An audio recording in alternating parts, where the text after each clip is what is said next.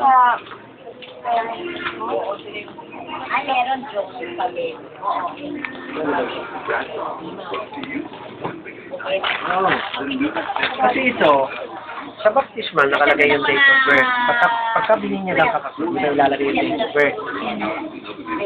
Pamilyar kayo. So, yun ang supporting. Ngayon talaga yung date of birth niya. Para makompute natin yung age niya. Kasi, pagka sa baptismal, medyo remote na magkamali doon. Kasi kapapanganak pa lang yun eh. Maaaring tama doon ang birth date ng tatay mo. Yun ang pagbabasya ng pag-compute ng age niya.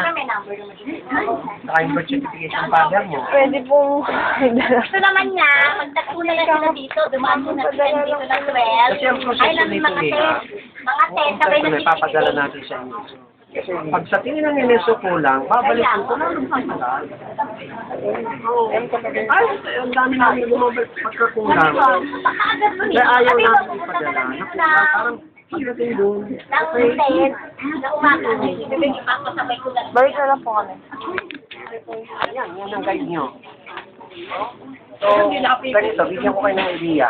Tulad nito, itong mali, ano? In lieu of the voter certification, yung iba mong kapatid na tama ito. Nakalagay ko sa isa mong kapatid tama, AWN. Yan ang ating ipapalit sa voters. Meron kang kapatid na tama naman ang kasal. Bakit ito ang antipolo? Ano ba? Nagkamali rin po eh.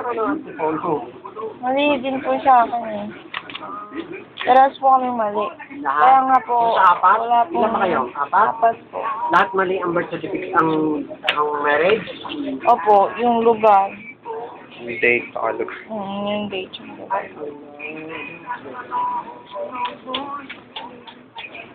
Ito yan ang idea natin. Kung ano yung kinukorek mo, ang supporting documents mo, yung tama.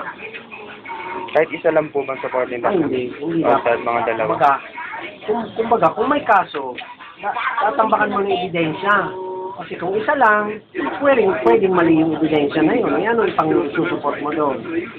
Kumbaga, sabi mo, pula. Nagsabit na ngayon ng hindi kami mananiwalang pula yan. Kailangan, kung sinabi mong pula, magsabit ka ng dokumento na panay pula. Para kumbinsin mo ang tao na pula tayo. Parang gano'n ang isang call. Tara niya. Yun ang idea, no?